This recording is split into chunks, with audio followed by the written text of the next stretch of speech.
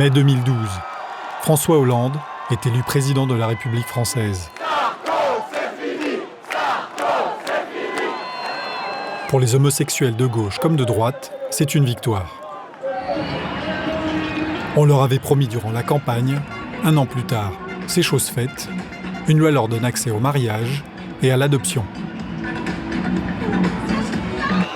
C'en est trop pour les catholiques de France. Pendant des années, le pays de la laïcité les a malmenés, voire marginalisés. Avec le mariage pour tous, ils vont se réveiller, se révéler même. Dès novembre 2012 et la première manif pour tous, beaucoup de jeunes chrétiens se mobilisent. Ils battent le pavé, prient dans la rue, veillent nuit et jour. À contre-pied de l'évolution de la société, ils défendent leur tradition et leur vision de la famille. Nous sommes tous les enfants des terreaux. Pour eux, la religion ne doit plus se limiter à la messe du dimanche. Il faut affirmer sa foi, occuper la place publique, politique et sociétale. Au cri des « on ne lâche rien », ils choquent une partie de l'opinion publique, surprennent les politiques et étonnent même leurs parents, qui n'ont jamais été si loin dans leur engagement.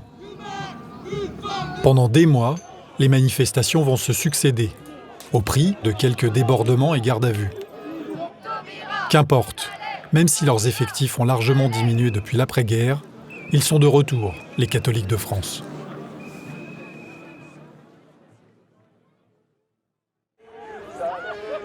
Maëlys a 20 ans. Elle est l'aînée d'une famille catholique traditionnelle.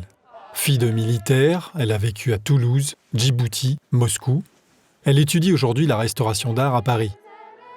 Cheftaine scout, bénévole au sein de sa paroisse, membre d'un mouvement pro-vie et militante Manif pour tous, sa foi la porte sur tous les fronts. Anne-Sophie est conseillère municipale à Argenteuil, membre du Parti chrétien-démocrate et candidate aux élections européennes sur la liste Force Vie.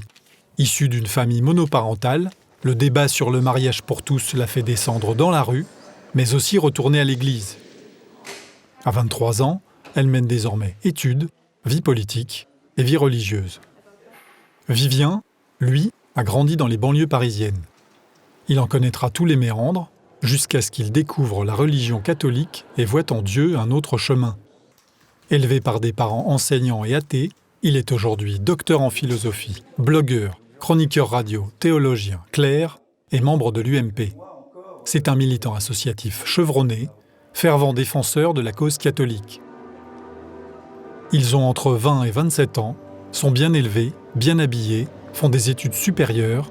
Ce sont des catholiques nouvelle génération.